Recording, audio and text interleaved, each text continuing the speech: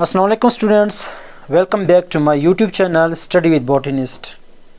आज का टॉपिक है मेंडल्स 7 कंट्रास्टिंग कैरेक्टर्स। जो मेंडल था, हम जानते हैं कि मेंडल ने पी प्लांट के बारे में स्टडी की थी, एक्सपेरिमेंट भी पी प्लांट्स के बारे में की थी। तो पी प्लांट्स के मेंडल ने कितने कैरेक्टर्स स्टडी किए थे? मेंडल ने 7 कैरेक्टर स्टडी किए थे। और 7 कैरेक्टर्स कैसे कैरेक्टर्स थे? 7 कैरेक्टर्स ऐसे कैरेक्टर्स थे जो क्या थे? कंट्रास्टिंग थे, जो बिल्कुल उल्टा थे। अगर एक टॉल होगा, दूसरा शॉर्ट होगा, बीच में मीडियम साइज कोई कैरेक्टर नहीं होगा। ऐसे कैरेक्टर को कहते हैं कंट्रास्टिंग कैरेक्टर्स। तो मेंडल ने टोटल 7 कैरेक्टर्स लिए थे और 14 वैरायटीज़ ली थी। कितनी वैरायटीज़ ली थी? 14 वैरायटीज़ ली थी। तो मेंडल ने ये 7 कंट्रास्टिंग कैरेक्टर्स किस प्लांट के लिए थे? हम जानते हैं पी प्लांट के लिए थे।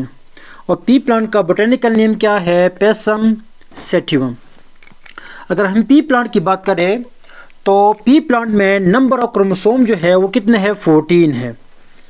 जो कि पेयर फॉर्म में अगर देखें तो कितने पेयर बनते हैं? 7 पेयर बनते हैं। इसका मतलब है कि पी प्लांट में 7 पेयर ऑफ क्रोमोसोम पाए जाते हैं। अच्छा, जो हम जानते हैं कि मेंडल ने 7 कैरेक्टर्स लिए थे और 14 वैरायटीज़ ली थी। लेकिन हम ये नहीं जानते कि मेंडल ने जब शुरुआत में इनिशियली जब वो स्टडी कर रहा था तो उसने शुरुआत कितनी वैरायटी से की थी? The Mendel started with 33 varieties. Mendel ने शुरुआत की थी 33 वैरायटी से की थी। चूँकि जिस तरह ह्यूमन के अंदर बहुत ज़्यादा कैरेक्टर्स पाए जाते हैं, वैरायटीज़ पाई जाती है, ट्रेड्स पाए जाते हैं। फॉर एग्जांपल हेयर कलर कैसा होगा, हेयर टेक्सचर कैसा होगा, स्किन कलर कैसा होगा, आई कलर कैसा होगा। तो इस तरह पी प्लांट्स में भी बहुत ज़्यादा कैरेक्टर पाए जाते हैं। तो मेंडल ने शुरुआत में 33 वैरायटीज़ ली थी। फिर इतनी ज़्यादा वैरायटीज़ की स्टडी करना बहुत मुश्किल था तो वो नीचे आ गया, 24 पे आ गया। फिर 24 की स्टडी करना भी मुश्किल था तो आखिरकार मेंडल ने 14 वैरायटीज़ की स्टडी की। 14 वैरायटीज़ और 7 जो थे वो क्या थे? कैरेक्टर्स थे। आगे देखेंगे कि कौन कौन सी कैरेक्टर्स थे, वो कौन कौन सी वैरायटीज़ थी। अच्छा, इसके अलावा अगर हम ये देखें, जो मेंडल ने 14 वैरायटीज़ ली थी वो किस तरह की वैरायटी थी? वो थी प्योर ब्रीडिंग वैरायटी थी। क्या थी? प्योर ब्रीडिंग वैरायटीज़ थी।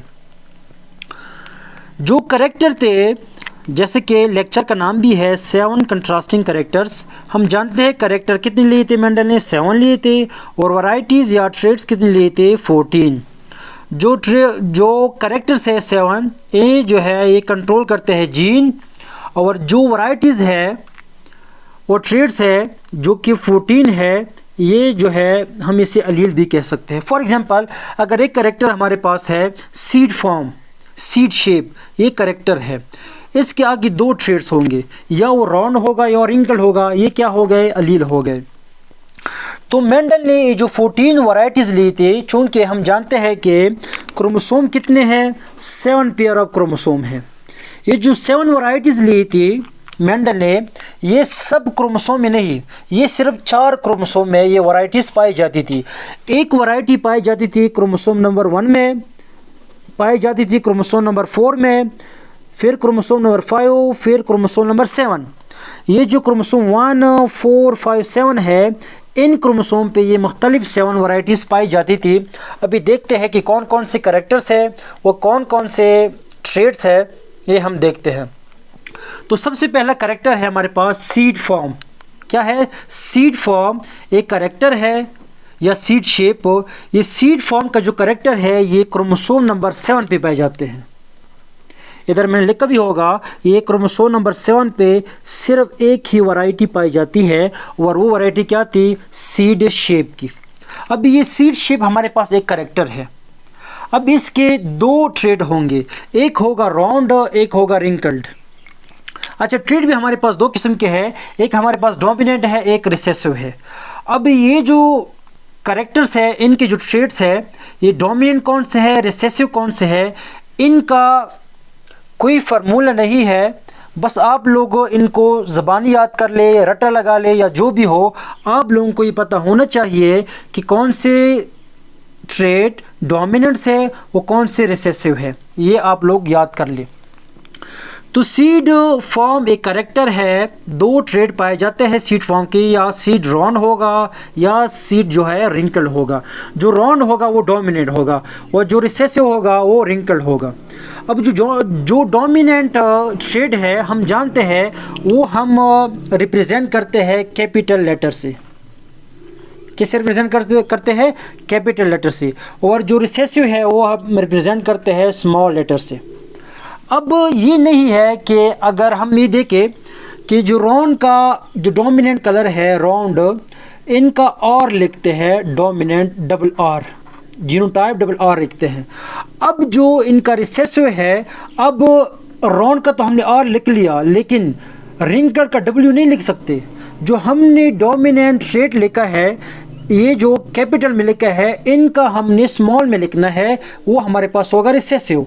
तो हम डबल आर जो है कैपिटल वो डोमिनेंट है और स्मॉल जो है वो रिसेसिव है। ये नहीं है कि आप लोग रिंकल का डब्ल्यू उठा के लिख दे कि ये रिसेसिव है, वो गलत होगा। दूसरा करेक्टर हमारे पास है सीड कलर की। सीड कलर किस तरह होगा? और सीड कलर जो है ये क्रोमोसोम नंबर 1 पे पाया जाता है। क्रोमोसोम नंबर 1 ये है, मैंने लिखा है, दो करेक्टर पाए जाते हैं। एक करेक्टर जो है सीड कलर का है और दूसरा जो है फ्लावर कलर का है क्रोमोसोम नंबर 1 में। जो सीड कलर है ये हमारे पास करेक्टर है। आगे ट्रेड दो किस्म के हैं, या होगा डोमिनेंट, वो होगा येलो। चूंकि मेरे पास येलो मार्कर है नहीं तो मैं फ़र्क करता हूँ, ये जो ब्लैक डॉट है ये क्या है? ये येलो सीड है। जो ग्रीन है, जो मैंने ग्रीन मार्कर से ड्रॉ भी किया है, ये जो ग्रीन है ये क्या है? रिसेसिव है। तीसरा देखते हैं फ्लावर कलर, क्रोमोसोम नंबर 1 पे पाया जाता है। फ्लावर कलर भी डोमिनेंट और रिसेसिव है। डोमिनेंट जो होगा वो वायलेट होगा, रिसेसिव जो होगा वो वाइट होगा। इसके अलावा चौथे नंबर पे है पॉड फॉर्म। जो पॉड है, जो छिलका है, वो कैसा होगा, उसकी शेप कैसी होगी।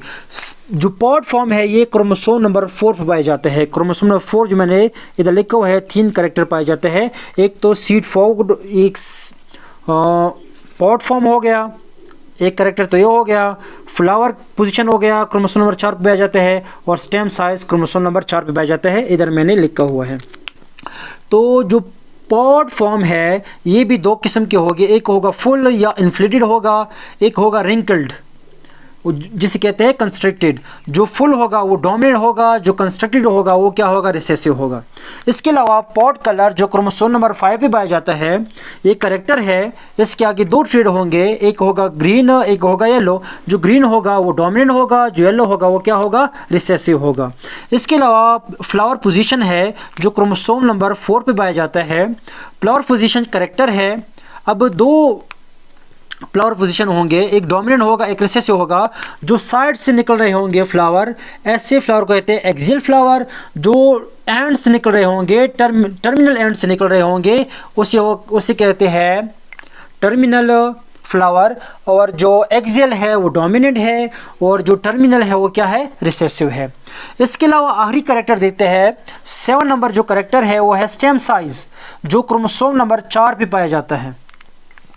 अब स्टेम साइज भी दो किस्म के हैं, एक स्टेम होगा बिल्कुल लॉन्ग टॉल होगा और दूसरा जो होगा वो क्या होगा? शॉर्ट होगा। जो टॉल होगा ये डोमिनेंट होगा और जो शॉर्ट होगा वो क्या होगा? ड्रॉप्ड होगा। मैंने आप लोगों को पहले भी बताया, जो डोमिनेंट करेक्टर है उसका पहला लेटर लेते हैं। फॉर एग्जांपल टॉल जो है इसका टी हम लेते हैं डबल टी कैपिटल, ये क्या है? डोमिनेंट है। अब इसका रिसेसिव क्या होगा? इसका रिसेसिव होगा स्मॉल टी, ना कि एस होगा ना कि डी होगा। हम जो रिसेसिव है वो डिपेंड करता है डोमिनेंट पे। सारे इस तरीके। फॉर एग्जांपल जो सीड कलर है येलो, पहला जो है वाई लेते हैं डबल वाई कैपिटल, ये है हमारे पास डोमिनेंट। जो ग्रीन होगा, अब जी नहीं लिखेंगे, हम लिखेंगे स्मॉल वाई, ये क्या होगा? रिसेसिव होगा। वायलेट का वी जो है कैपिटल वी, ये डोमिनेंट होगा। जो वाइट का, जो फ्लावर का वाइट कलर है, अब डब्ल्यू नहीं लिखेंगे, हम लिखेंगे वी, डबल स्मॉल वी लिखेंगे। इस तरह जो फुल का फोर्थ फॉर्म जो है फुल, इसका एफ लेंगे, डबल एफ। और इसका स्मॉल एफ लेंगे रिसेसिव का। इस तरह ग्रीन जो है पॉट कलर ग्रीन है तो ग्रीन का क्या लेंगे जी लेंगे और इसका स्मॉल जी लेंगे रिसेसिव का। एक्सियल का ए क्या लेंगे कैपिटल ए लिखेंगे और जो रिसेसिव इसका स्मॉल ए लिखेंगे। ये सारे जो 7 जो थे करेक्टर्स थे और 14 जो है ये क्या है ट्रेड्स है और ये जो 14 है ये ट्रू ब्रीडिंग ट्रेड्स है। होप आप लोगों को ये लेक्चर समझ आ गया होगा। अगर आप लोगों को लेक्चर समझ आ गया है तो प्लीज़ लाइक कीजिए, शेयर कीजिए और सब्सक्राइब करना मत भूलिएगा। अल्लाह हाफिज़।